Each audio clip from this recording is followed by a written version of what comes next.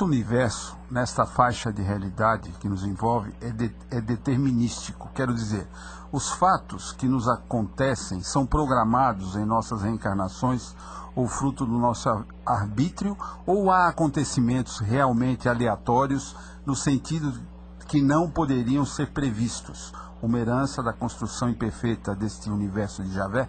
Contigo. O irmão Gustavo coloca muito bem.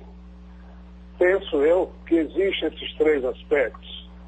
Aqueles que estão, obviamente, plotados como determinísticos, outros que dependem do livre-arbítrio, mas há também o que eu chamo de acaso e tenho sido duramente criticado, vamos assim dizer, por estar indo contra uma corrente de que, ao longo das últimas décadas, começou a graçar entre as pessoas que estudam a espiritualidade, pois que estas não aceitam o acaso. Mas eu estou cada vez mais me defrontando com isso que se chama acaso nos quadrantes e nos processos do nosso universo.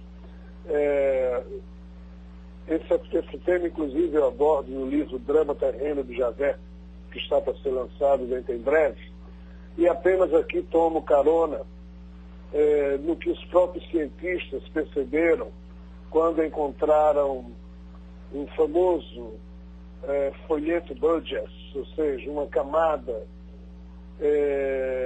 calcária, geológica, que foi descoberta em 1909, na Colômbia Britânica, no Canadá, em que ali estão os fósseis dos primeiros seres pluricelulares que passaram a existir por volta de 570 milhões de anos atrás. Antes desses seres, somente existiam seres unicelulares. A Terra passa por 2 períodos glaciais e, de repente, surge esse conjunto de seres que representam o que a ciência chama de explosão de vida cambriana. E o fato é que, nessa camada geológica, tem um ancestral nosso, chamado picaia. Picaia é um pequeno animal de 5 centímetros. É o primeiro fóssil de vertebrado de que se tem notícia. E, estranhamente, antes dele não há mais nenhum outro. E a ciência não tem a menor ideia de como ele apareceu aqui na Terra, apenas pressupõe que ele evoluiu a partir de algum ser unicelular que existia antes, o que é bastante improvável. Mas o fato é que os cientistas recriaram o processo de evolução a partir desse vertebrado, já que todos os seres vertebrados que hoje existem na Terra são descendentes de picaia.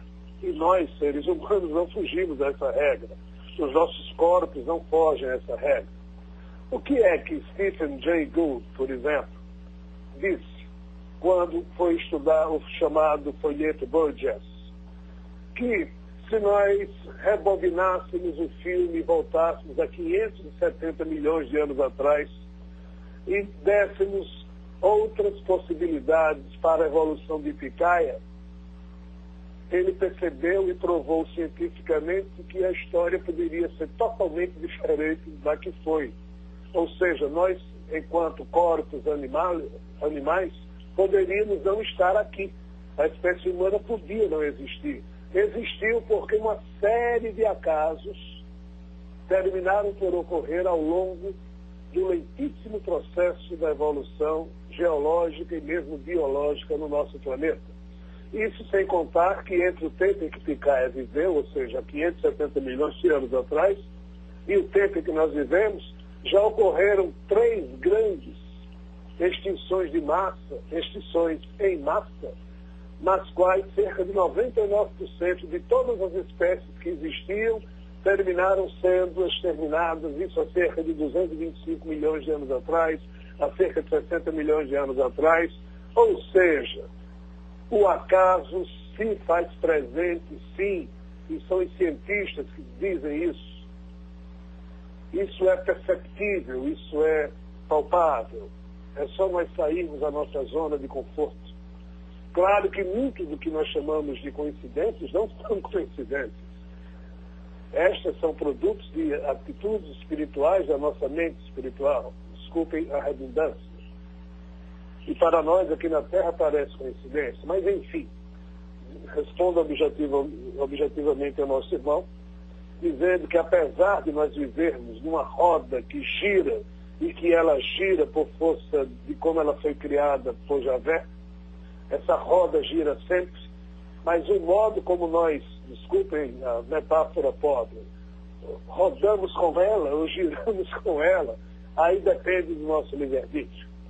Mas, no meio de todo esse processo, essa roda gira promovendo um sem número de acasos e as interferências de todos os que rodam nessa roda viva termina criando um sem número de eventos e fenômenos que todos eles, obviamente, estão plotados dentro da relação de causa e efeito.